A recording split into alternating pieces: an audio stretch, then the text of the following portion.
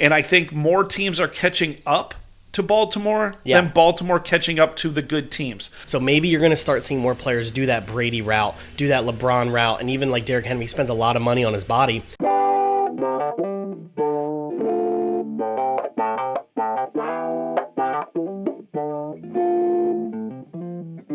Welcome back, everyone, to the A.D.D. show, where we're not always right, but we're never wrong. As always, I'm Mark. And I'm Hans, and welcome back, everybody. Today's show, we're gonna go over the A.D.D. show draft. Last time you guys heard from us in the last few episodes, if you're not part of the Fantasy Football League for the show here, we had our draft take place a few nights ago. You guys will hear this on Friday. We're recording Wednesday morning. We're gonna go through everybody's teams, our own teams, and just kind of go through some strategies, what we saw, who won, who lost, and kind of give you guys our opinions on everything. So, how you doing, Mark? I'm doing good. There's a new thing on the ESPN app that I actually just noticed. It gives you playoff percentages for each team. Chandler has an 81% chance to make the playoffs. That's number one by far. And then number two is Logan at 67. I'm number 3 at 64. Justin's at 61, Steve Felton's at 59, Kyle's at 53, and then everybody else is in the 40s except for our boy Devin, who has a 2% chance of making the playoffs as the rosters sit right now. That's rough. This was Devin's first ever fantasy football draft. And wow. I've never seen anything like that before in my life. I know he's from Atlanta. Yeah. He lives in Atlanta, so I expected I don't think he lives in Atlanta. I think he lives in Atlanta. Really? Who lives in Atlanta? He's somebody I went to high school with. I think he still lives in the Caroline County area. Oh, all right. But he's just a big Falcons fan. Oh, okay. He's a big Trae Young, big Hawks fan. Okay. He even went into this saying he was going to try to avoid Falcons players. Yeah, well, bad. he didn't do that. Now, I will say this. I did message him before, and I did say you should do some mock drafts. I don't know where he did his mock drafts. I don't know if he watches trends. This is his first year, so we will talk about his team when we get there. But in general, hopefully after this draft, he's kind of seen some trends of things to do next year if he's back. Because, again, we could be wrong here, even though he's a 2% chance to make the playoffs. Maybe he knows something. Maybe he completely went out of left field and did something no other teams do in fantasy. But I think we're shaking our heads that. What? No. I will tell you no. Okay. Are we starting with the worst team? Yeah, he had the third pick in the draft. Yep. Okay. Players like Alvin Kamara, Derrick Henry Saquon Barkley, Ezekiel Elliott, Devontae Adams, Tyreek Hill. Even Kelsey was there. This man took Calvin Ridley. Okay, I get it. Ridley's the number 1 wide receiver. He could be a top 5 wide receiver in the league. Okay, I get it. You could have gotten him at the turn in round 3. I'm thinking that maybe he did not realize how valuable a starting running back is. But again, maybe in his mind it's about building the best team you would play football with on the field, not how fantasy point system works. That was my guess. He's like, oh, I get this, I get that, I got Calvin, I got this. This team would do good in Madden, but this is fantasy. So you want to get the positions that score the most points. Yes. Running back. You have to get one of those because there's so few starting running backs that there's only like 5 or 6, and he was in a position to get one of the best, whereas people like me, pick 8, weren't in the position to get one of those top running backs. So because of his pick choice, I managed to still snag one at pick 8 because he was still there. Yes. And well, you would have gotten, Chubb, Mixon, Saquon Eckler, Saquon. Those guys are top running backs. Like they're the technically, if you want, Aaron Jones. I call them 1Bs. They could be the second tier, but they're still top. Yeah, they're still backs. RB1s. But I would say the Mixons, the Ecklers, those guys aren't in the same league as to me the Zekes, the Saquon, if healthy, the Kamaras, those guys. I think they're in 2 different leagues, but you still got to get one of them. If you don't, you're putting yourself behind the 8 ball immensely. Yes, his second pick was the Rams defense. Yeah, that was his second pick. Yep. I don't know what happened, but we gave him a bunch of crap during the draft. Jay Freshy picked a defense really early. He picked Washington. He is a Washington homer. He loves Washington. But he picked Washington, I think, in round 5. Yeah. So it's not like he picked them, ridiculously early, even though that is early. Second round is ridiculously early. I'll tell you something about defense real quick. So last year, DC's defense will finish like, 4th or 5th, I think, in the season. The Colts finished 3rd. I got the Colts in the 16th round. Yeah. He could have waited on DC's defense. Yeah. Well, there is a couple DC fans. I bet you by round 10 or 11, Nate and Logan would have been going after them. Well, that's the thing. Like, Yeah. I knew in the second round, when it was coming back around, I wasn't even going to be able to sniff Gibson. No. Because Nate and Logan were picking before me. Yep. And I knew he was going to go that early. Yeah. Nate ended up taking him at he had pick 11. So I can't even remember who he picked first. It was actually interesting because a top running back fell to him too. Oh, Jonathan Taylor. Yep. Jonathan Taylor? Jonathan Taylor. Yeah, and then he picked Gibson, and then he picked Swift. Yeah. So those were Nate's first 3 picks, which I love going running back first 3 picks. I think that's a good strategy, especially if you can have a 3-down back as your flex. I look at my team, and it's balanced. It's not star-studded, Yeah. if that makes any sense. Yeah. I went Kamara at 4. I had picked 4. I went Kamara. It was between Kamara and Henry, and I wanted the pass catching. Yeah. That's the main reason why I went Kamara. Plus, for me, with Derrick Henry, I don't want to be the one to say it, and I knocked on wood just a second ago, but his running capabilities, I know he's built different, but I get him DeMarco Murray kind of vibe. I get a running into the ground vibe, and I don't know when that's going to catch up with him because he gets such a big workload that he could last 15 years like this. What year is he in? He's on his 5th, I think. 5th year, and DeMarco lasted 7 years, 8 years. But with Dallas, he ran with that 4 years, leading the league in rushing, but running like he does. Yeah. And then the next 3 years, he was blah with Tennessee and the Eagles. If you look at with the Eagles, Yeah. I believe he was But if you look And at he the shared Tennessee, time with Henry. But if you look at Tennessee, Yeah. and that's why Henry is not technically in year 5. Yeah. He's in year 3, year 4 of being the bell cow. Well, remember, it is 1,200 carries plus so far for him in his career. But the first 2 years, he split carries, and he didn't get nearly as many carries as Murray did. And 3 years being the lead bell cow in Bama. That doesn't help either. So I'm not saying that kind of person, but I agree with when you took Kamara. I would take Kamara because I feel like he has the easier chance to get PPR catches. Yep. And to me, I'm less injury scared of that player than I am. So here's a question for you with Henry, because history shows a running back like that, a running back in general, does not last, doesn't put up numbers like that 5, 6, 7 years in a row. Now, Emmitt Smith, different breed, but differently, but he did carry majority of the load. And we have somebody like Of course, somebody's Henry. riding a lawnmower right by this place. That's all right. Henry. Yeah. And I'm going to say this in the Brady aspect. Yeah. Has any running back ever taken care of his body and built his body the way he needs to for the way he plays?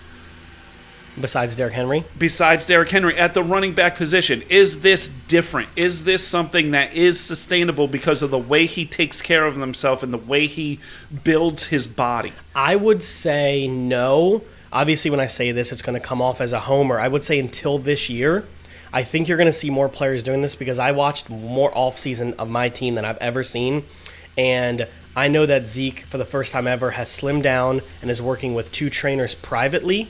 And he's working with a running back coach privately as well because he had mentioned, I want to play past 30, unlike most. So he's starting to, and I think he said something in the millions of dollars in training on his body alone. So maybe you're going to start seeing more players do that Brady route, do that LeBron route, and even like Derrick Henry spends a lot of money on his body. Mm-hmm. Obviously, Zeke has 6 years still long with Dallas. It was a 7-year deal. So maybe he wants to do that and start taking care of his body. But I would say Derrick Henry, I'm not concerned about injury. I'm just concerned about workload and do they start to decline it at any point if they start seeing soreness after week 3 or 4. Like, you can't afford to have him hurt. If he's hurt, they're not a playoff team. Right. So that was my thing. Right. So do you want to start going through teams or ranking them? Because I did want to say one thing. You had mentioned Nate's team.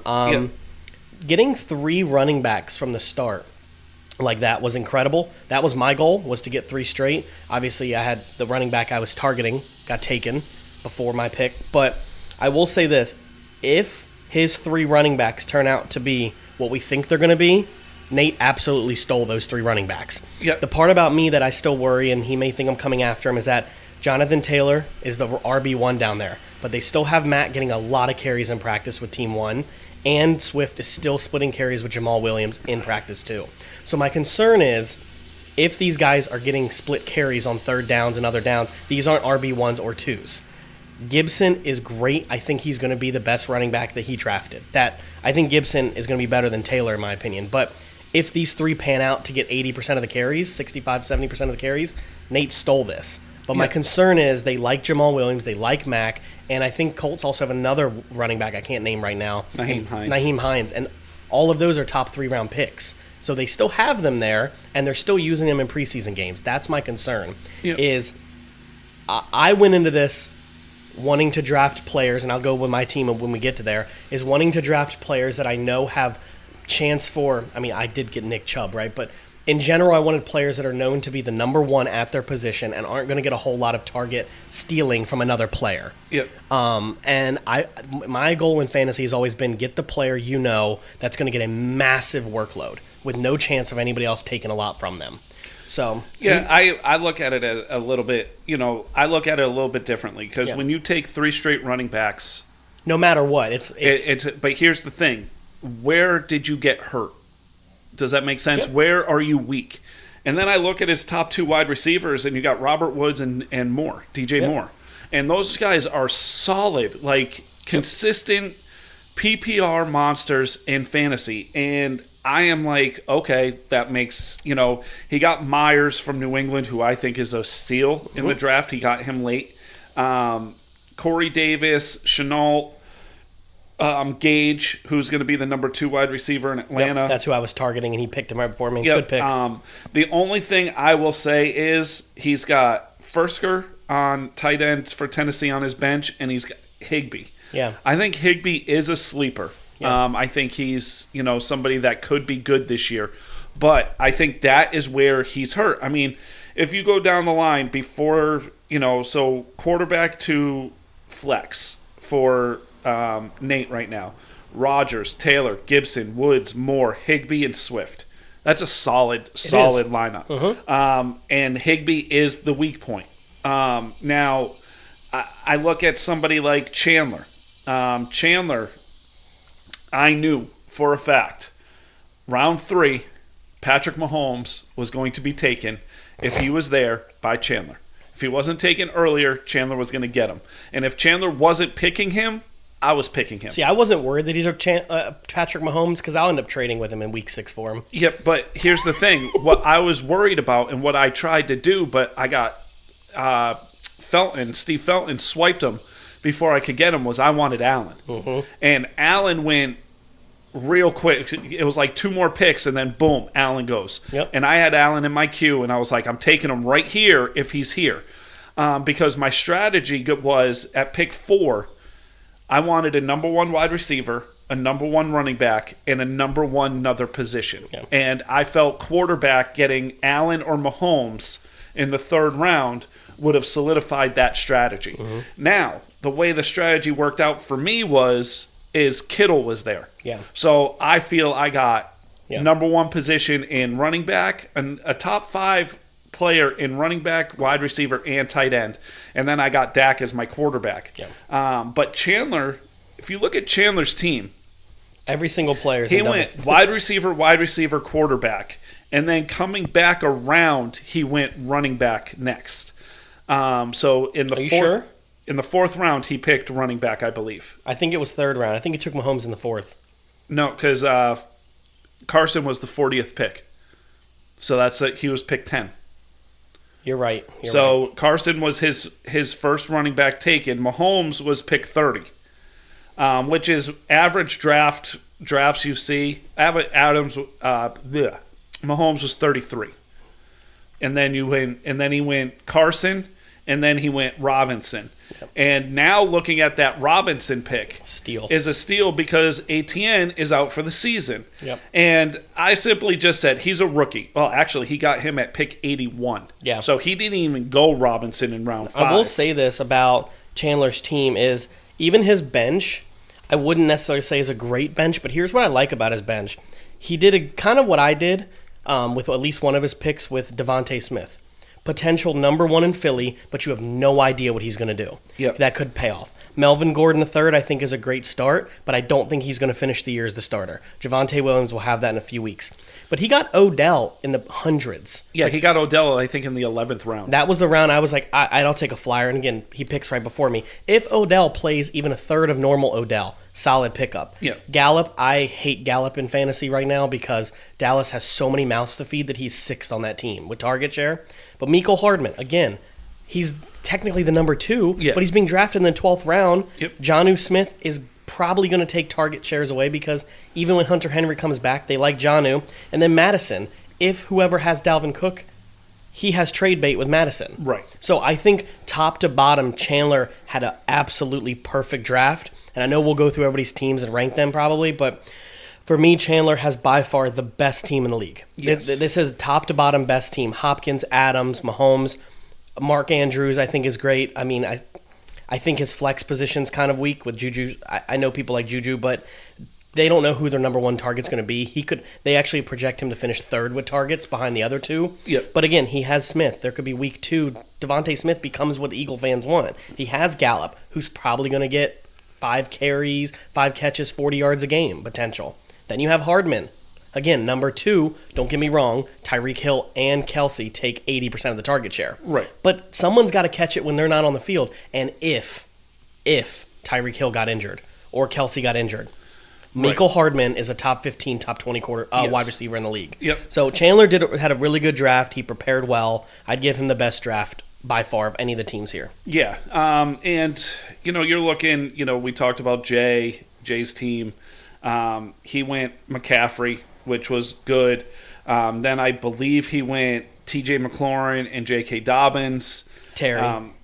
You said TJ. Oh, Terry McLaurin, sorry. Yep. And his bench is okay. I like the Phillip Lindsay pick because he's projected that a lot of people think Phillip Lindsay will be the starter in Houston. He picked him right before I was going to pick him 2 picks because I think he'll start. I like Mostert, whatever. Yep. I can never get it right. I like J.K. Dobbins. I think J.K. Dobbins is going to get 60 to 70% of the carries in that offense. I don't think Gus Edwards is going to be as big as people think he is. I think within 3 weeks, he'll have Phillip Lindsay in Mostert's spot. I like Raheem Mostert, but being in that Shanahan style, they run 3 running backs every game. I don't think Raheem Mostert's going to get more than 11 carries a game, 12 carries. Yeah, and here's where Jay's a homer. He picked Dynami Brown. Mm-hmm. I don't see him having a huge season this year. That was with his last pick, though, so a lot of people just go crazy with that last pick. I like the Waddle pick. Yep. Waddle's on his bench. I do like Tannehill on his bench. He's got Wilson and Tannehill that's strong. It's good to have a backup quarterback in a 12-team league. Randall Cobb, I think, is going to be a sleeper that you might be like, oh, crap, that was a great pick. Simply because Rodgers loves throwing to him. They're going to put him in the slot. He has trust in him. And the other wide receivers besides Adams there, he doesn't trust. I mean, did Scantling even get pick? I don't think so. Who is their number 2? Well, it would be... It'd be Randall Cobb, and that was a steal of a pick. So Jay's team's pretty good. I like his team.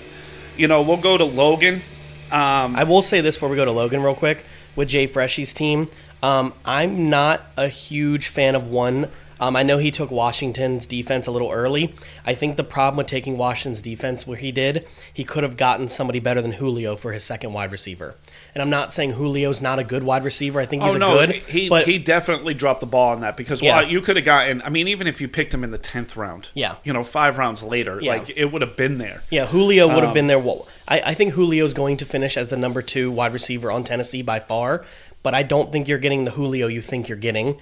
And in your wide receiver 2 spot, there's a chance that Waddle, Hilton, or even Cobb is going to be replacing him in that spot. So I look at Julio as I see Julio getting more touchdowns this year. Yes, but less catches and less yards. I could see Julio getting 8 to 10 touchdowns with 50, 60 receptions, whereas A.J. Brown's going to have 80 to 100 and have 4 touchdowns. Yes. And, how do you feel about... Whose team are we talking about?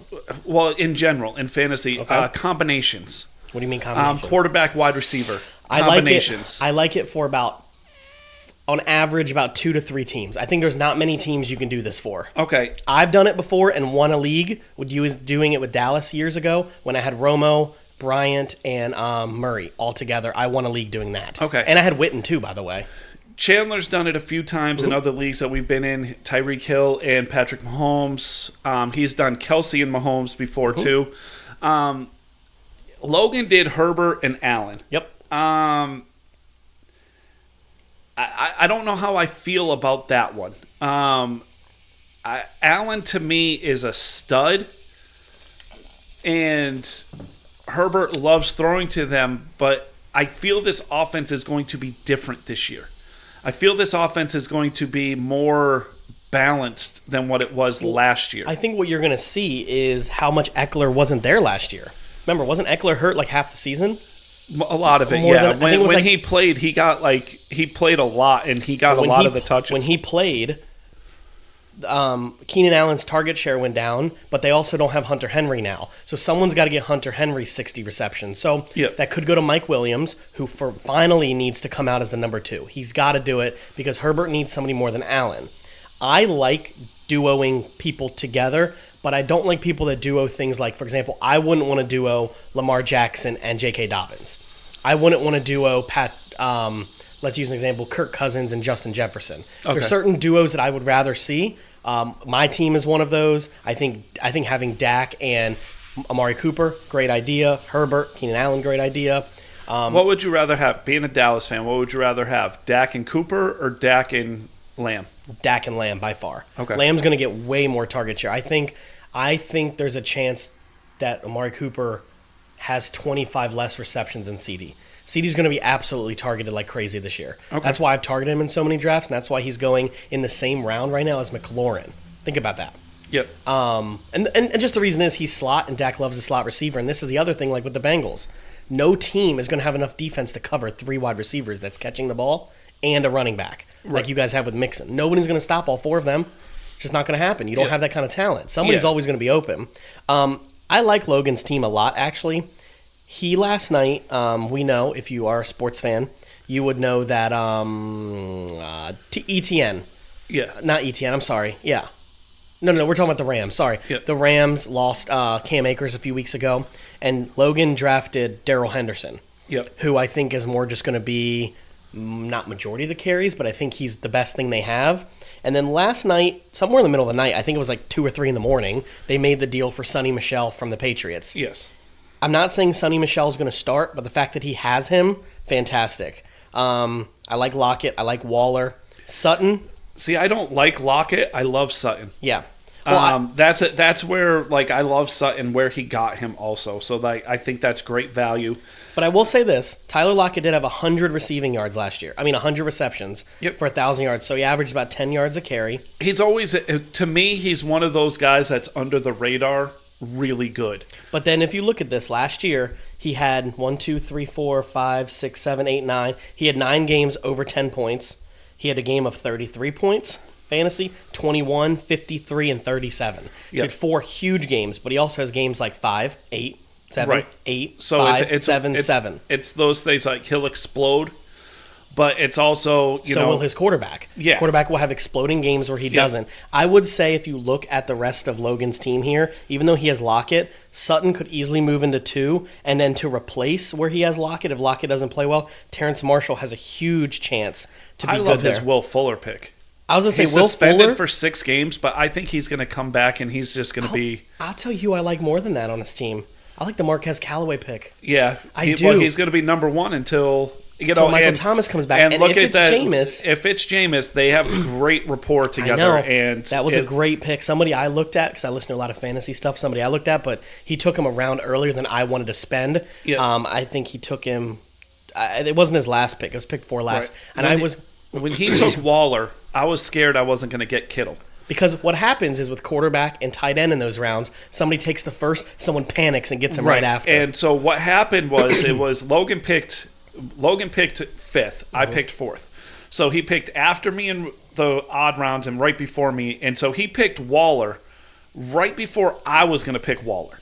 And I was like, oh, damn. Like, there goes that strategy. Yeah. And so I picked up somebody, and it wasn't Kittle. I think I picked up, because that's the third round, I think. Was that the third round? He picked Waller at 20. So that's the second round, isn't it? Yeah. Okay, so he picked Waller in the second round. Because he did Henry and then Waller. Well, he had back-to-backs there. So I was like, ooh, I got to get Kittle. But A.J. Brown was right there. Yeah. I'm like, no, I'm going A.J. Brown. And then I'm hoping Kittle falls to me in 5 picks. And luckily, Kittle fell to me in 5 picks, so I picked Kittle. Yep. Which I was shocked. I was shocked that, Justin or Freshie didn't pick him. I wasn't shocked Devin didn't pick him. I had Devin picking before me, and a lot of players fell before me to me in the odd even rounds. With my starters, my when we get to my team, we don't have to do it yet, but when I got to my team, I took Aaron Jones in my first pick. Yep. I picked 8. I was fully going into taking Saquon. That was my goal. I saw Saquon drop. Then I saw Calvin Ridley got picked. I was like, okay, let me see what happens here. And then Saquon was still there, but so was Aaron Jones. I thought Aaron Jones was going to be gone. So I was like, let me not take Saquon. Then I picked again at 16. Saquon was still on the board at 10. I was like, but obviously then Kyle got him. But which Mike was different. Mike Brennan. Yeah. He had a pick, I think it was 6. Yeah. And he picked Kelsey first. It's tough. Where you had a chance of getting Saquon. You had a chance of getting Aaron Jones and things like that. But that Kelsey pick, you can't argue. No, absolutely not. It's just then it comes around and he was able to get Mixon. Yep. And he got Mixon right before. Like, I was going to pick Mixon at my spot there. I debated on taking Mixon over Chubb at pick 16. Because I picked before you guys, right? Yeah, coming back around, I was going to take him because he was still there. I was like, nah, I'll take Chubb instead. He has more upside. But Mixon, like, I do like Michael. I do like Mike's team. I'm not going to get. Brennan doesn't have a bad team, but the problem is I'm not a huge fan of his bench. Really, I think overall I'd put him towards the bottom of the teams in the league. See, I look at he's right in the middle. I don't like his quarterback, Stafford. I don't like the Hunt. Burrow pick. I think Burrow's going to be his starter going forward. But I love Kupp and Robinson. I think Burrow's a good pick as a backup. I think he can be a starter. I think it's going to take him a few weeks to get out of his head right now because he's not in the best headspace, they're still saying, which if he can get out of that... No, he's had unbelievable practices, like a week and a half straight. Well, it's not the practice. It's getting hit. He's afraid to get hit still. Oh, I think once after the first game. Yeah, that's what I mean. I think Burrow's going to be his starter. I think Stafford's going to put up a lot of yards. Oh, absolutely. But I think if you look Mixon, Robinson, Kupp, Kelsey, that's a solid 4. I think it is, but I think the hardest part for me is we know this in fantasy. Running back is everything. And your RB2 is the second running back on another team, which is fine because Hunt is going to get a lot of play. Yep. But then you look down his roster, okay? Kupp is good, Kelsey's good, Deontay Johnson's good. Ready? Galladay, Landry, Gronkowski, Jark, Williams, and other than Jamal Williams, he has no running backs on his roster. Right. That's the part why I put him a little bit below the middle is because if let's say Mixon gets hurt, or let's say Hunt doesn't get as much carry as you think, and Chubb ends up getting 80%, he's going to really suffer by not having those there. Allen Robinson is a very underrated wide receiver for him. But I think the quarterback position is safe. I think it's good he has Gronkowski on his bench. Landry is good. Kenny Galladay is going to be good. Again, this is all based off our opinions, right? Obviously. Yeah. And we're not saying anybody can't win. There's a chance anybody could win. Even Devin could win somehow. I mean, fantasy is like that. This is just based off pretty much us just being mean to people. In general, if we like their team, if it's a team we would have drafted. Yeah. I don't think Brennan has Mike, whatever you like to call him, doesn't have a bad team, but I will say not having a lot of running back depth does hurt. Because running backs they go away really fast. Right. Looking at the rest of your division, Justin. Yep. Cook, he has the second pick, so he got Cook. He got Metcalf, Thielen, Murray, Tanyan, Robbie Anderson, I think, is a good pick. And he's got good wide receivers on his bench. But again, he's got CEH, Clyde Edwards-Helaire, Dalvin Cook. But his bench is Michael Carter and David Johnson. David Johnson. I think having 2 running backs on his bench helps because you want to be able to have that. But here's my only issue is I don't think David Johnson is a very solid pickup. But I will say, like I said on the last person, having running back depth is huge. Michael Carter has the potential in this backfield. They don't know who's the number 1 yet. They have no idea. Yeah, that's why you don't pick a Jets running back, in my opinion. Not yet, but I will say if he is the one, he's extremely talented. Yeah. Here's the problem, though, that why I've been huge on Carter and then recently have avoided him completely. Who's their coach? Robert Saleh. Yeah. And he brought 4 people with him from San Francisco. Yes. What does San Francisco do with their running backs? By committee. Yes. And I don't want committee players of any position group on my team. I don't want that. It's just not something I like. I like Justin's team. I think having Murray is huge. Cook is huge. CEH is so interesting to me because he's on the best offense in the league potentially, right? Or we don't have to say potentially. We don't have to argue that. But here's my weird part.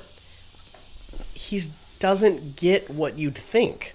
Does that make sense? I want CEH to turn into a top 1 running back. Does that make sense? That has the potential to get 80 carries. Like, I could see him being a Kamara.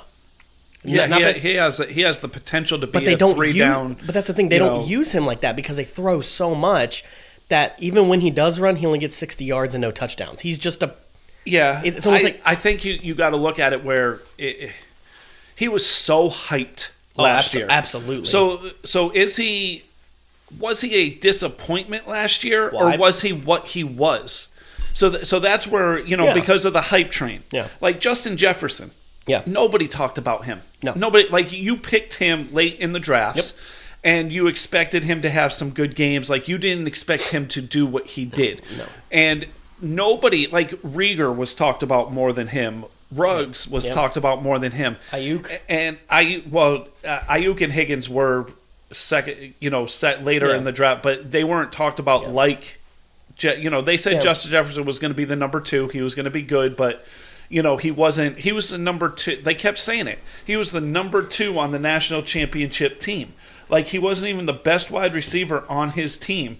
And so then you're looking at it, okay, and then all of a sudden he explodes. Yeah. So is CEH a disappointment based on the product of what the hype was before the season started last year? And I think, yes, I think you have to look at it as, look at his production objectively. It's decent. Mm-hmm. It's where he was drafted this year. I'm perfectly fine with it. Oh, absolutely. Where he was drafted last year, no, he was a huge disappointment. He was drafted as an RB1, borderline RB2. First round pick last year. He's an RB2 or RB3 this year. But would you rather have him or Josh Jacobs? I think the target share and volume for Josh Jacobs is bigger. Okay, so you'd rather have Jacobs. Yeah. Okay. I think so, too. I'd rather have CEH. I know he's on the better offense, but after Waller, who? That's the thing, but they also have Kenyon Drake. Yeah. Who, it's already been said, Kenyon Drake is going to get a lot of carries and a lot of looks. But this is who, like the rest of your division, this is the team, if I'm you, is the best team in my division. We're going to talk about Kevin's team in a minute, but I want to talk about Felton's team. Jimmy's Chicken Shack. Gotta love the name if you're from Maryland, by the way. But he's not from Maryland. Steve has an unbelievable team, in my opinion. I love the Noah Fant pick. Everybody knows I'm a Noah Fant fan. Yeah. That's weird to say. But I love that pick. But Josh Allen, Ezekiel Elliott, Austin Eckler, Justin Jefferson, Brandon Ayuk. And he's got Mike Davis as his flex. I look at that, and then you look at his bench, and something you had mentioned before. Mm-hmm. People that have high upside. Yep. Chase Claypool, high upside guy. I don't know his first name, but Sermon. Trey Sermon is going to have that starting running back job in the second half of the year. Mm-hmm. Antonio Brown. I know. I really like that pick because Brady loves throwing to him, and I think it's going to be like a weird. But Darnell Mooney is the number 2. Yep. Nyheim Hines is a PPR monster if he's going to be on the field. Yeah. And they're going to run him too. Yep. Penny is a great pickup because Carson can't stay healthy. Yeah. It's weird because you say he can't stay healthy, but he's only missed 3 games in his whole career. Right. Yeah. And then I love the Justin Fields pick. I'm pissed because he took him right before me. That's who I was targeting in that round. Now, I will say this. Allen, Davis, Claypool, and Mooney. He picked all of them right before I was going to pick them. Yep. And I think he built a squad that is very dangerous. And I think it's going to be slept on. I mean, he got Justin Jefferson in, I think he got him pick round 4. Yeah, he fell. Pick 31. Yeah. So 3rd round pick. Pick 31. And I'm looking at that as, okay, that's awesome. But he got Elliott and Eckler in the first 2 rounds. And at pick 7, I think he was pick 7. I think he was right after Mike. Pick 7. That's a good haul right there. Yep. And I think he is the best team in your division. I think you're number 2 in the division. Simply because I love the Gesicki as your tight end. Yep. T. Higgins at your flex. You've got Evans and CeeDee Lamb as your wide receivers, and you got Aaron Jones and Nick Chubb. I like your bench. I think I wasn't saying this because it's my team. I think I have one of the best benches in the league because I have so much upside in my first 5 bench players. And I'll say because I have Javonte Williams, probably going to be Denver's starter. Brandon Cooks is the number 1 in Houston. Curtis Samuel, again, upside as wide receiver 2 in Washington. Mike Williams, again, the upside is if he takes that next step, that's a hell of a lot of volume he can get. Henry Ruggs is the number 1 wide receiver in Las Vegas. And then I have Latavius Murray for just in case somebody gets injured. And then I picked up Trey Lance. Not who I wanted. I wanted Fields. But I was like, I'm going to take Lance. And then I know it made Nate mad. Nate was like, that's who I was going to get. I think my bench is there. But will they play? Except on bye weeks. Who's that? Your bench. Well, that's the thing. A lot of these people, if they do take over, if Ruggs is averaging 10 points a game and Mike Williams is averaging, Brandon Cooks ends up... Look, Brandon Cooks is averaging more points right now than my flex for the first game. So my point is, Brandon Cooks, if he pops off and let's say Watson comes back, he's a really good trade target for somebody who needs a wide receiver 1. Yeah. I like, your team is very good. I like his QB better than your QB. Obviously more than Brady, but I will say, who did he have? Allen. So obviously Allen to me is better. I wasn't going to take Brady, but the reason I decided to wait on quarterback is I remembered we have a -4 interception league. Brady doesn't throw a lot of interceptions, and that's huge. Yes. Whereas people who take quarterbacks that throw 15, 20 interceptions a year, but they also have 30 touchdowns, it's going to hurt you. This is not the same league as normal. Right. But again, I have Brady because what if Brady hits the cliff? He's never done it, but if he does, I think Trey Lance is only a few weeks away from being a very good running quarterback with his legs. He seems to have it. Again, I really wanted Fields more because in PPR, Fields is a monster. But so I'll tell you my first 4 picks was Jones, and then I had Chubb at 16. Yep. And then it came around to the next pick. I got CeeDee Lamb, who is out as of right now with COVID. And then Mike Evans. I have Dallas as number 1. Mike Evans is a monster. He averaged 1,000 yards every year. And nobody was looking at Gesicki. I know you said you liked it. I love Gesicki as being a huge target monster with Fuller being out. Yeah. Tua is going to target a tight end because I don't think Tua is that good of a quarterback. Yeah. I really don't. And Higgins. I was really happy to get Higgins. The sleeper team in your bracket, I think it's... So your bracket, I go Steve, Christian, Justin, and then I think it's going to be a battle with Kyle. I have Kyle above Justin. Kyle above Justin? Mm-hmm. Okay, I could see that. And I have Kevin as being the sleeper team in your division. Yep. Picking 12 in a 12-team league is very hard. Yes. Very hard. It's. I'd rather pick 1 than 12. Of course. Okay, now, I will say this. He got Najee Harris and Stephon Diggs, first round, second round. He's got Hurts, who I think, as much as the Eagles are going to stink, Hurts is going to get He's his. going to be a PPR guy. Miles Sanders is a good running back, and he can pop off. And I think they're going to use him a lot more this year than they have in the past. I don't like Hollywood Brown, but I love T.J. Hawkinson, and I like Josh Jacobs as a flex. Yep. And then you look at it, he got Michael Thomas, Yep. who at some point is coming back this year. Or being traded to a team that needs him. Yep. Imagine him in Jacksonville. Irv Smith, Paris Campbell. I like the Devontae Parker pickup. Love the Amon-Ra St. Brown pick. That's a pick where it's a rookie where not a lot of people know him, but it's a very good pick with a high upside. Yep. And then getting Carson Wentz when nobody's thinking about Carson Wentz, but now he's back on the practice field. I think his team is very much the sleeper team of your division. I think it is too. When he picked Carson Wentz, I didn't really say I want to gawked at it. That's not the right word. Maybe it is. The reason with Carson Wentz, and has nothing to do with him being Eagles anymore, nothing to do with me with hating him, is that with all of his injuries, even when he comes back, I don't see him being a leg value anymore with his PPR, with his legs, right? His running skills. I see him being right around a Stafford range. And I don't know if that is... It's good to have a QB2. I'm not going to say that about Kevin. Trust me. You're good you have a QB2. But when you have Hurts as your starter, being that he gets you all that value with his legs, I don't think Carson Wentz is the same fantasy quarterback he was. Okay. But it's good to have him when Hurts gets hurt. Here's the other thing I wanted to... Hurts gets hurt or Hurts has a bye? Yeah, until Hurts gets a bye. Okay. This is the thing, too. Remember we talked about duoing up people? Yep.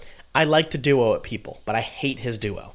Oh, I don't like the Sanders-Hurts duo. I think it's the value he got Sanders at. Well, that's no. But I think it's a great value. But the duo that they're at is that they both could be each other's kryptonite very easily because Hurts is going to run a lot that may take away from Sanders. I think Sanders' value is higher if Carson Wentz was still there. Okay. So that's why. But I still think he is obviously the sleeper. Najee Harris may only average 2 yards a carry. But he's going to have 300 carries this year. Who's last in your division, do you think? Let me check it real quick. Mike, Justin, Kevin, Kyle. I'm gonna say, in my opinion, I'm gonna say either Kevin or Michael. In my opinion. See, I like Mike's team for some reason. I don't like the Kareem Hunt. I don't like the Kareem Hunt pick. I don't like Matthew Stafford's pick. Mixon still scares me. Right. It's not. I will say this. I know you're a Bengals fan. It's not the talent that's there. It's I want him on the field, and they have so many mouths to feed. And again, people with Zeke, yes, they have a lot of mouths to feed too. But I just need to see more out of Mixon. He hasn't shown me what I want to see. But he has the potential to be the best running back in fantasy. I like Kupp. I like Robinson. I love that he has Kelsey. I don't really like Deontay Johnson. I don't really like the Broncos' defense this year as much. I don't know. I think it's just because his quarterback and his running back too just don't impress me. But here's the thing about fantasy. Let's be real. Any one of these teams can win, and any one of these teams can lose. It's all based off injury. Right. I thought in our Wet Booty League, I had the best team in the league last year. Week 1, I lost CMC and lost every game after that. Right. So anything could happen. So ESPN puts it this way, as percent for playoffs. Yeah. Okay? Justin, Steve, Kyle. I like Kyle's team. Kevin, you, Mike. That's percent of playoffs. Yeah. Now, I look at it differently. Now, remember, what I will say this, and I don't mean this because it's my team. I do have 2 people out. So when they do those projections, they don't include my 2 starters that are one's COVID and one is injured, but he is kicking at the moment. Yeah. So I will say that. But you're 100% right. I look at my division as better than your division. Oh, of course. I mean, you have 5 solid teams, and then you have Devin there. And nothing against Devin's team. He just drafted differently than we expected. I look at it as Devin, Jay, Logan, Nate, me, Chandler. That's how I look at it. But I will say this. Let's call out Nate real quick. If all 3 of his running backs he pick get 80% of the target shares, he's probably one of the best teams in your division behind Chandler. But the Taylor and the Swift part worry me that they're. I look at Nate's team and my team as pretty equal. Yeah. Now, again, if you look at the percentages to make the playoffs, okay, Chandler at 81%. That's pretty high. Okay, Logan at 67, me at 64, Nate at 48. So it just has Nate and Logan flip-flop from what we think it is. I do like, so we looked at your team and we went through it.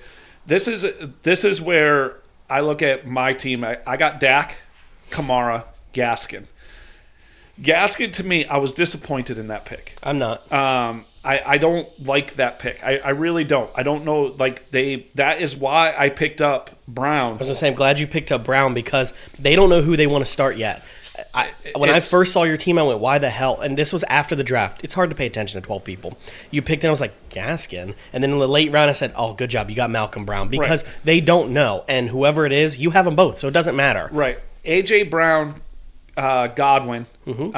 I like both of those. I think Godwin's going to be a PPR guy. Mm-hmm. I don't think he's going to be, I think he's going to be close to 1,000 yards, but more catches and everything. Kittle, I love. Boyd, I absolutely love as my flex. Now, here's where I actually really like my bench.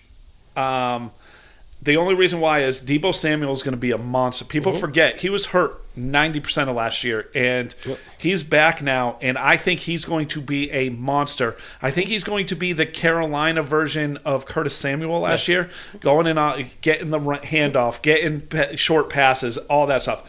Kenyon Drake, I feel, has an opportunity to steal Josh Jacobs' points. I'll say he'll steal some, but I'd say that 75% of the carries still go through Jacobs, and having Drake is huge. I think that's I think that is a. People say, well, you need a running back 2 on your bench. Pollard and Drake are not the same. Does that make sense? Yes. Drake is going to get more carries than Pollard. Does that make sense? So I think having a solid running back you could honestly put Drake in your flex and not have a problem with that. Right. I think he's going to be Kareem Huntish. I would 30%, say 35% of the snaps. I would say a Dollar General version of Kareem Hunt. Yes. And that's not a take. No, Kareem but Hunt I think is the best snap percentages. Yep. I think he gets that. Yep. Say Kareem Hunt is the best backup running back in the league that could start for 80 teams. I look at Jalen Reagor as the simple fact of who's he going to throw the ball to. Yep. And I think he has an opportunity. He's been flashing this preseason. I drafted him last year in a lot of leagues, and he got hurt and disappointed me. Yep. Moss, Buffalo running back. One of the two are going to start. I look at him as the better of the 2 running backs. Yeah. It's just he's smaller. He's actually the better. He's better of their 2 running backs that are called running backs. He's the 3rd best running back on the team behind. He's tied with Singletary, but neither one of them are as good as Josh Allen. Right. That's the problem with drafting them. I love that pick, but I want them to commit to somebody or at least do a duo. But when I say a duo, I mean Josh Allen stay behind the pocket and only rush when you're pressured. Yeah. Don't have designed Josh Allen runs because you paid him all that money. I like Josh Allen as a quarterback, but I'm telling the people who drafted him, be prepared that he might not get as many yards with his legs because they just paid him $150+ million. Right. You ain't getting him running like that. Backup tight end, Cole Kmet. Yeah. I like that pick. I like the upside. I think the upside there. And then I picked, I wanted Burrow as my number 2 quarterback. I didn't get him, so I waited. And Zach Wilson, I saw the rookies going. Mm-hmm. I saw Fields get picked, and I was like, all right, I really wanted Fields because I think then I'm like, okay, this kid's going to start every game. Yeah. He's going to start 17 games this year. And he's going to throw a lot of interceptions, but he's also going to throw for a lot of yards, and he's going to throw a lot of touchdowns. And I feel, even though I don't think he's going to be better than Dak, I think if you look at where he could be a person where if a quarterback gets hurt, you can trade him. Or you could put him in a package deal to get somebody. Well, that's why good. I went after Trey Lance and wanting Fields because again, that was me last year. In one of the leagues, my quarterback got hurt and got healthy. I did not have Dak, and I said I'm going to pick up Justin Herbert. I picked up Justin Herbert in 4 leagues before anybody else, and did that pay off well? Because in one of them he's a keeper, and I traded him in another. And my point is getting a backup quarterback is huge. And I feel bad for any team who didn't get a backup quarterback because they're going to be like, well, I'll get Baker. Baker's a good quarterback in the league, but not in fantasy. Yeah, in a 12-team league, you have to have a backup quarterback on your roster. You can play that sort of like defenses. Yeah. Even though the top 12 defenses are gone. Yeah. And I think somebody actually I think Devin has 2 defenses on his team. Well, somebody had the 16th ranked defense on their team. I don't know who. I can't remember. And then I'm looking at it and I'm like, okay, can you play that game of when's my bye week? Yep. This is all I'm going to use him for. And you're playing that game where if he gets hurt, you're going to struggle. Yeah. And I will be scared. If Dak gets hurt and I got to go with Wilson all year, I'm going to struggle, especially with the -4 interceptions. Well, that's the thing with me, with Tom Brady. Tom Brady's been a health monster. But what if he does get popped really hard in week 1 by, I don't know, Micah Parsons playing Dallas, and he's out for a few weeks? Trey Lance isn't a starter. I'm panicking. That's my thing. So I completely understand where you're coming from. Yep. Any starter could be hurt. Again, I know I'm a Dallas fan. I don't think there's anything wrong with Dak. I think it's just trying to sell media news. No, I'm just saying I know hurt, you're not. If he gets hurt. That's what I was going to say. I love that pick because he's going to be a great quarterback in fantasy. But again, if he gets hurt or anybody's starter gets hurt, you have a quarterback that will play every down. Now, I'll be honest with you with Zach Wilson. If Dak Prescott somehow gets hurt and I was in your position, I would probably pick up Kirk Cousins. Yeah, possibly. possibly. I'd probably pick up Fitzpatrick, Garoppolo if he's starting. That's about it. Maybe Mayfield, because of if it happens early in the season, before what's his name? Because I'm gonna be honest, I don't think that's just me. I don't think what the hell's his name? The quarterback we were just talking about, Zach Wilson. I don't think Zach Wilson's gonna start like Herbert or Burrow. I don't think that's gonna happen.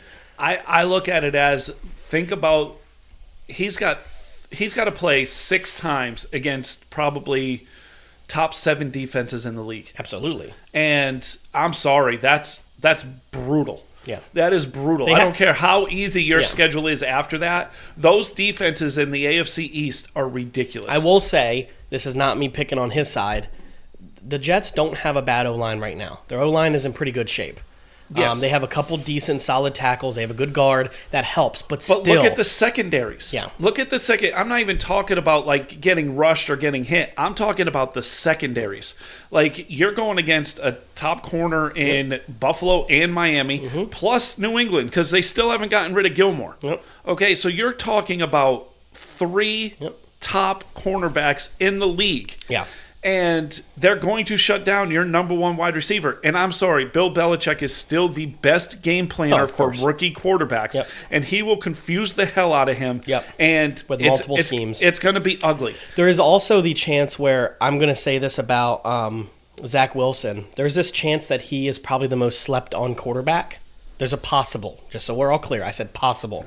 Because he could have a situation like a Herbert where people are like, he's not going to be good.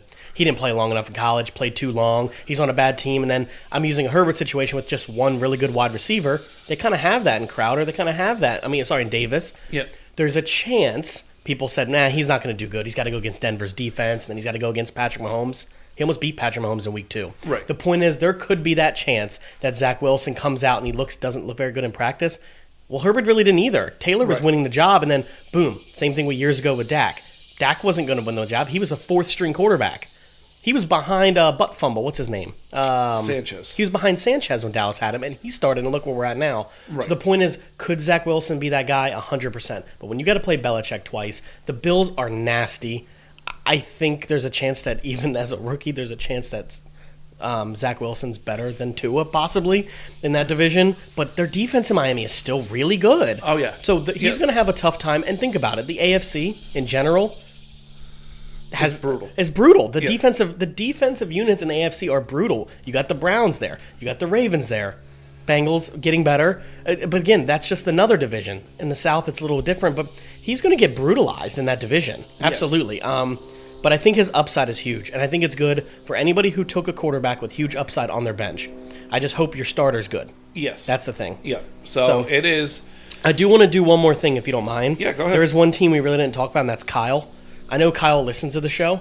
We didn't talk about his team. We've done everybody else. I just want to make sure if he does listen, we get to talk about his team. Okay, I thought we did with the Barkley, Hill, Cooper. I don't remember us talking about his team. Okay. We might have. I was going to say that I think he has a potential chance to be the best team in our division. The reason I say that is he has Hill. I don't like his Montgomery pick, but Barkley, when healthy, is going to be huge. Judy is the number 1 there. Hooper doesn't get a lot of value, right? But Jackson still has that potential to be the number 1 fantasy quarterback. I hate his tight end. Yeah, I'm not a big fan of the Hooper pick, but I look at it like this. He has Damian Harris, who has a lead to be the lead running back there. Yep. He has A.J. Dillon, another running back on his bench. He has Gus Edwards, another running back on his bench. Devontae Booker, to play in place if Saquon doesn't play week 1. He has 4 upside running backs on his bench, which is huge. And people are like, well, he's bad at wide receiver. He's got Tony. He's got Shepard. Is he a Giants fan? He is not, but he's got a lot of Giants players. He's got like 4 Giants players. Yeah, no, he's a Kyle. He's a DC fan. Marvin Jones is a stud. Yeah, absolutely. I think he's going to have a great year. I wanted was pissed him, I didn't but get him. He's going to be their number one wide receiver. But I look at it as because Marvin Jones is a veteran compared to Chenault and DJ Chark. I think that Marvin Jones is going to be targeted a lot because Lawrence is going to need that safety blanket. Yeah, I look at it as Saquon, Tyreek Hill, Amari. But again, even you think Amari's taking a step back. I think when a step back, he's ranked 15th and CD is ranked 12th or 14th. So they're right there. But I still think, and I'm not doing this Dallas fan, look at this. Amari only had 5 touchdowns last year. He's not a touchdown monster, but what he does get is a lot of catches. That's what I think you're going to get is, well, he didn't really get that many last year. But I don't like Montgomery he had a really good year, end of the year last 4 games, year.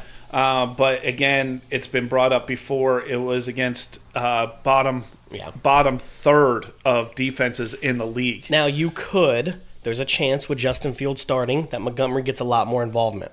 Yeah, but again, all right. So Lamar, he has these wide receivers aren't healthy. He's not getting any work with them in the preseason. No. He's not getting any work with them in practice. No. Because they're not even practicing. And I just look at Lamar as, I think his regression, he went from, number 1, number 2 fantasy quarterback, and then all of a sudden he dropped to 11th. I could easily see him being 11 to 15 as a fantasy quarterback. When the reports come out saying they figured Lamar out, I don't think that's a shot at Lamar. I think that's a shot at the offense. Yes. And I think defenses have figured it out. And I think you can allow it's one of those. They talked about it with Vic all the time, and it very rarely it worked because Vic got his, but nobody else did. Yeah. Stay in your lane. Yeah. Don't over pursue. Don't overdo it. Just collapse the pocket. Just push that pocket. And you have, you don't have any single person that can break the top. You can break the top off the defense, but Lamar is not accurate enough where, yes, he'll hit 1 or 2 in a game, but he will not hit. So let me ask you this. From your perspective, so we're going to take off our hating Baltimore glasses here, and we're going to bring up Vic, and we're going to bring up Lamar. When you talk about they figured the offense out, not just Lamar, they said the same thing about Vic. Let me ask you this. Do you think in any situation the pocket collapses and Hollywood Brown's running downfield and Sammy Watkins is running downfield, who gets the ball better to them? Vic. So my point Vic had is one of the best deep balls ever. What I'm saying is when we talk about Lamar, we're not saying that Lamar can't do these things. What we're saying is when he does, his ball loses velocity quick. Vic could throw the ball 50 yards off his back foot. I know. And he had no... And you understand that if Lamar gets better at throwing the ball, he's literally a better version of Josh Allen. But he has to get better at throwing the ball. Yeah, he has horrible mechanics. His ball loses velocity. His ball wobbles. And I could care, Brady's ball wobbles sometimes too. And he's, but Peyton Manning's did his whole career. Right, so I could care less about that, but it loses that velocity. It loses that touch. It's supposed to fall in front of your wide receivers, and they have to check up to catch it. Exactly. And they get pass interference calls. Or he throws off his back foot and he throws high and he gets his wide receivers killed or his tight end killed. Yeah. I will pick Vic every day of the week and twice on Sunday over Lamar Jackson. You'd even have prime Cam over Lamar, wouldn't you? Yes. I would too, because Cam can throw the ball accurately deeper. Yes. I think Cam makes a lot of bad decisions at times, even when he was with Carolina. Prime Cam, people forget Prime Cam. He was fantastic. Prime Cam was, God, he was good.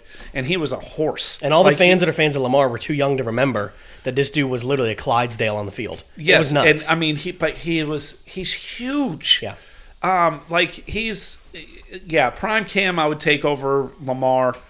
And again, they figured out how to play defense against you, where the bad teams will still get beat, and that's a given. You're when you're that athletic, you will beat bad teams, but you will not beat the good teams in the league consistently, and that is where Baltimore is falling into. And I think more teams are catching up to Baltimore Yeah. than Baltimore catching up to the good teams. So I feel Baltimore's coming back, and I feel the good teams are going up. And I think the AFC North has built their defenses to play against Lamar. Yeah.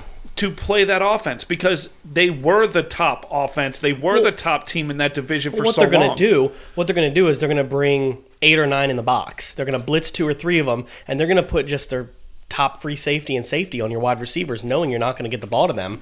And what they got to do is I'm not saying they need to blitz Lamar. It's the worst decision you can do. You need to collapse the pocket in an oval around him, so he can't go forwards or to the side. If you blitz him, you you're not have going to have catch him. discipline. Yep. And that's the thing. And they don't throw the ball to the running backs enough. Now, if they change that this year, and they start throwing the ball to the running backs, that offense is going to change dramatically. But as of right now, they don't do that. Nope. So Kyle's team, I love Tyreek Hill. I love Saquon Barkley. I like Jerry Jeudy. I like Cooper. I love Marvin Jones. His bench is too hit or miss for me. Yeah. It is way too hit or miss for me. So that's why it's one of those things. I'm sorry, Kyle. I hate your quarterback, so I'm not going to give your team a good score. I love Barkley, especially where you got him, and I love Tyreek Hill where you got him. I mean, Barkley fell to 10. I mean, he was there for me, and I was like, they say he's starting week 1, but I see reports that he's still not even close to being ready. Remember, he injured his leg as well, but he had a full ACL, MCL, PCL tear. I mean, it was worse than it was worse than Burrow's, and it was worse than CMC's. So and he said he's just starting to take reps with a red jersey on. We have 2 weeks till the season. Yep. He's still could be a few weeks away. I'm not worried about it. No. I think if he can get to be in the first, say, 5 games of the season, if he's half of what his talent is, that's an unbelievable pick. No, and then if his talent is better than CMC. His talent is better than Dalvin Cook. Yeah. It is, again, and I will say it, you've said it many times, it's because he's not on the field. Yeah. And if he stays on the field for 17 games, I feel he's a top 3 running back in the league. Well, he was when he was healthy that 1 year. Right. He's going in his 4th year, and he spent 2 of them on IR. Right. And so that's where you have to be like, okay, what do we have here? And that's why they haven't picked up the 5th-year option. That's why I tell people to slow the hype on him, because when he plays a full season his rookie year, he was unbelievable. Yes. And then everybody drafted him number 1 overall, and he let everybody down. Well, injury, he can't control that. And then he got injured again the second year. And I'm it's just like you picked CMC number 1 overall last year, and he got hurt. Yeah. Well, he let everybody down. Yeah, but I hate saying that he let everyone down. I'm pretty sure he let himself. He didn't plan on getting injured. But if CMC gets hurt again this year, he's going to be starting to talk about that's 2 straight years of full injuries, because I think it's been almost 2 years since he's really played more than 2 games straight for Saquon. Yep. That's a big deal. But again, I don't hate Saquon. His ceiling is so high. His ceiling is higher than anybody, even Zeke's. And I'm honest. Yes. But if you can't be on the field, you can't call yourself a good player. That's the problem. Right. And we're going to talk about this league a lot this year because, one, it's the A.D.D show, Fantasy Football League.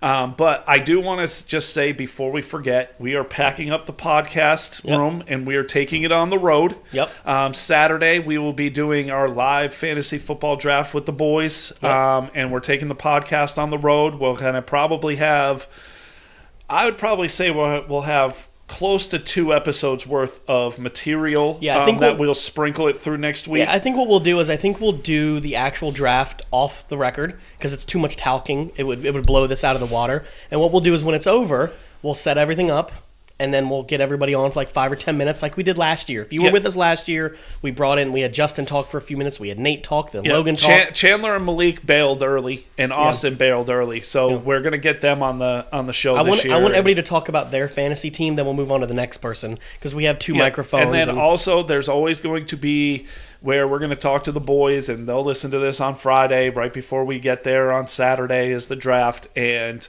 I want them to pick topics that either we've said or we've argued about on chat that we want to argue about on the air, like we did last year when you talked about Dak with Nate.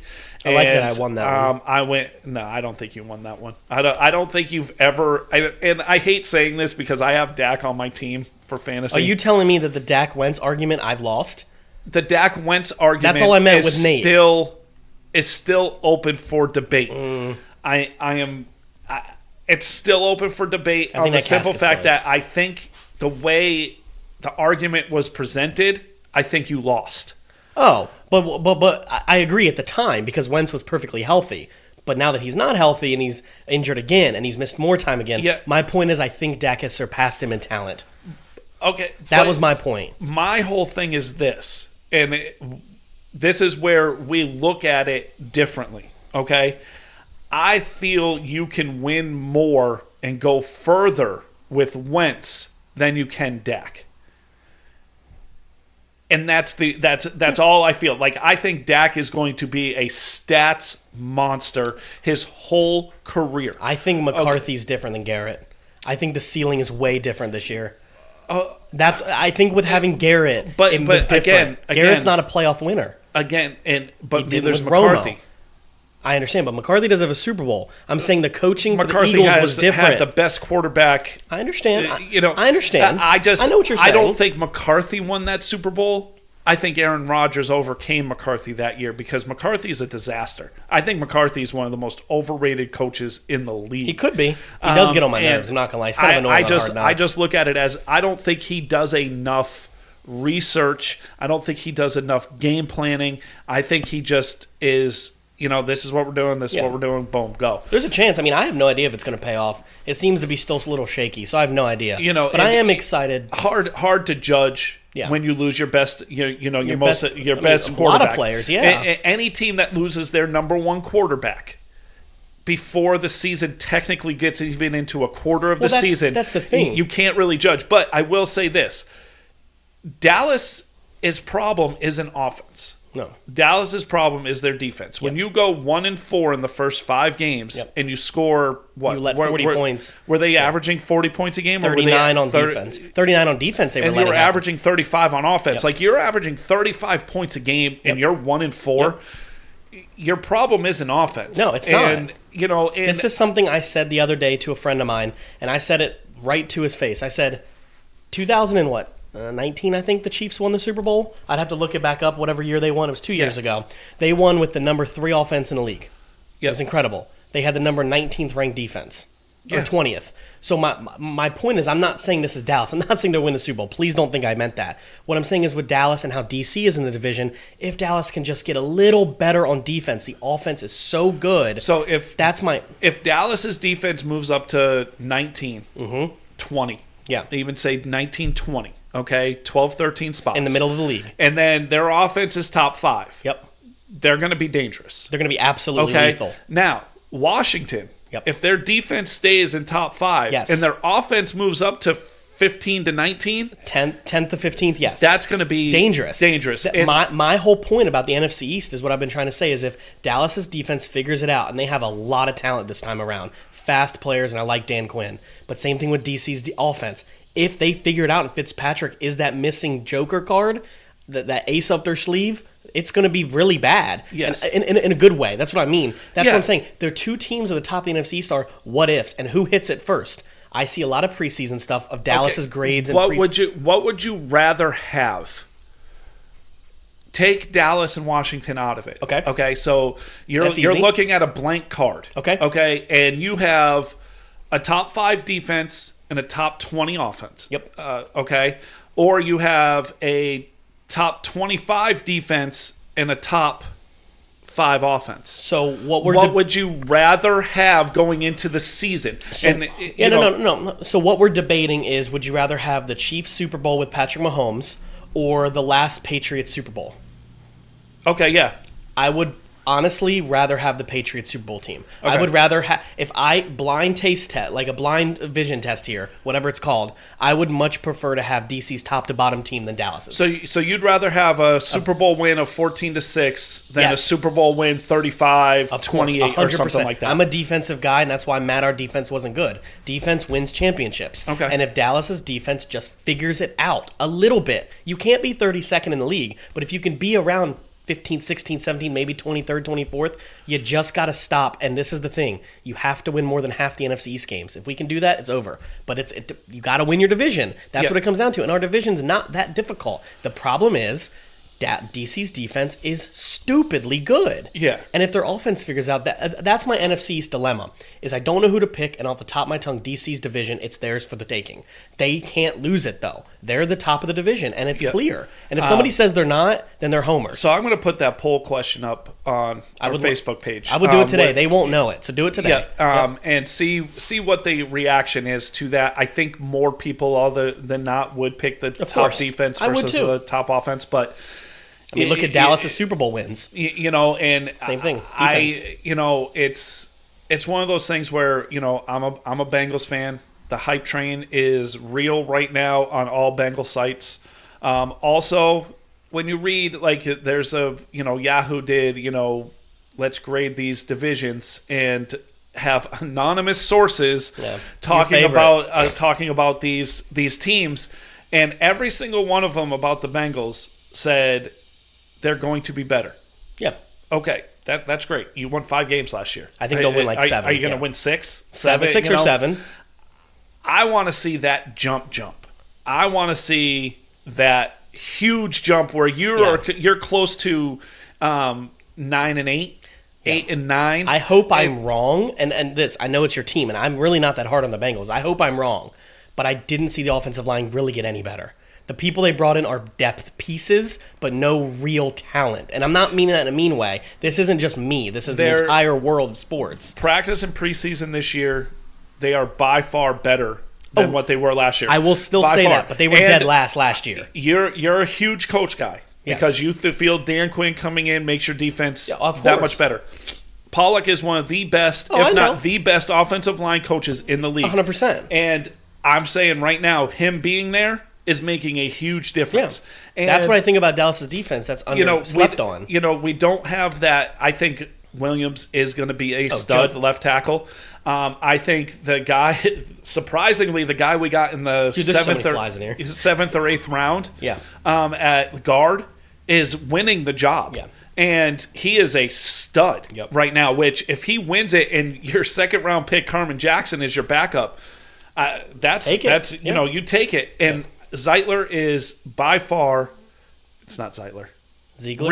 Reef, you're right. Reef is by far better at right tackle than anything they've had on the roster or they had last year. This offensive line is a lot better. Yeah. And I feel Burrow is going to be protected better. I think Mixon's going to have better holes.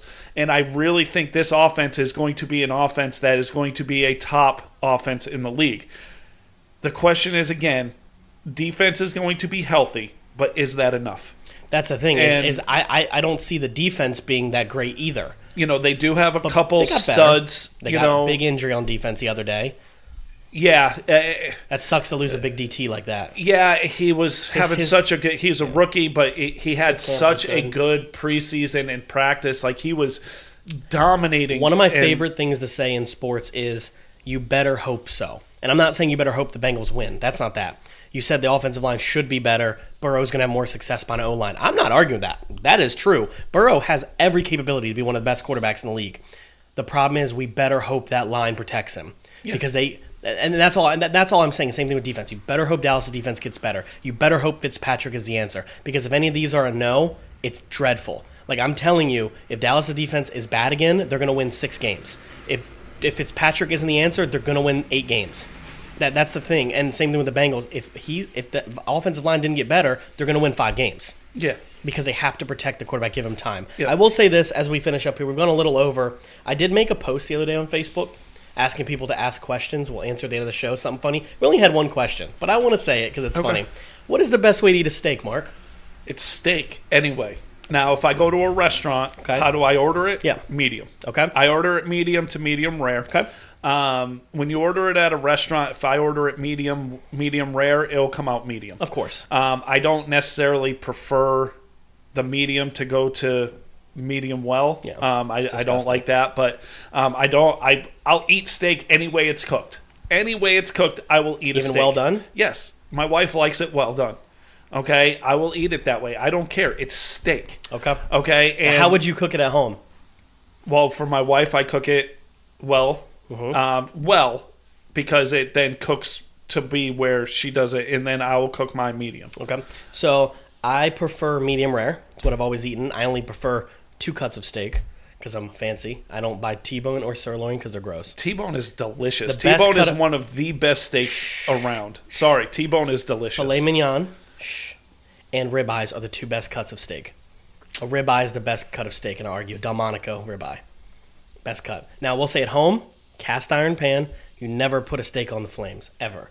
Got to cook it on a pan, man. Oh, I cook it on this grill all the time. We have a griddle, so it's fine. Yeah. But you got to put them on the cast iron, a little bit of butter. A steak on a charcoal grill is fucking delicious. Well, they are delicious, but what happens, you get that char, it burns the edges. I don't like the taste of burnt on my steak. That's delicious. No. When you get the fat a little charred, oh, that is freaking delicious. I take my cast iron at like an 8 heat, high heat, my steak about an inch. Oh, look, the geese are geesing. And I'm sorry. I'll do like 2 minutes on one side, 2 minutes on the other, about a minute on the fat, take it off, and then melt some butter on it, some garlic. Gordon Ramsay's method. Okay. So I wanted to answer Nate's question. I was hoping we were going to get more funny questions. I'll just keep making people ask because I really want to answer questions that aren't sports related. People just ask us stupid questions about how we start the show, this, that, how we, just funny questions to answer. But like Mark said, when you guys hear next week's episode, maybe we'll upload it early for you guys. Maybe next week early. Well, yeah, I think we should do like a special because we'll probably do an episode that will release on Friday on Saturday. Yep. And then we can have one that's like different because I'm sure we're going to have a lot of content in there. Yeah, and remember, some of the shows you guys might hear next week with the guys from the draft might be 2 of them on the mic without us. We only have 2 microphones, so it might be me and Nate, and then I'm like, all right, Nate, I'm out, Mark's out, Logan comes in, and they just talk. You guys are going to get to hear all the OGs that have been our friends for a long time now. I want to talk to Malik and Chandler about basketball, even though they love football too. I want to talk to them about basketball too because we had a very good season and we've had an interesting offseason. So I'm sure we'll have a lot of content. And the other thing too is next week, right? Next week is the last preseason game. This week's the last preseason game. So next week's the first game of the season, right? The 7th, September 7th. That's still 2 weeks away. Yeah, what is it? Next Friday. Yeah, 2 weeks away. But the last preseason, I believe, is this week. I believe so everybody plays off, right? Friday, Saturday, Sunday, and then it's a week off. So next week's Friday episode will probably be with the guy like a random what if we have like 3 hours worth of content? It might be something like that. But what we will make sure you guys hear is the Friday before the season starts, right? Friday before the season starts, we're gonna get our board back out. Like last year, me and Mark are gonna do our lock of the week, our upset of the week. Yeah, we didn't do that halfway through the season. Remember, we need to do it all. We got the spot right here for it, and we're gonna do every game. That's what we did last season. We're gonna do every game Thursday to Sunday. Who we think is gonna win, locks, upsets, all of that. Right. And I think that'd be really fun to do again for everybody. Yeah. So, anything else, Mark? No, I'm good. I'm good, guys. I'm looking forward to Saturday because haven't seen those guys in a year. So I know it's been a while. But we'll talk to you guys all soon. All right, guys. Have a great weekend.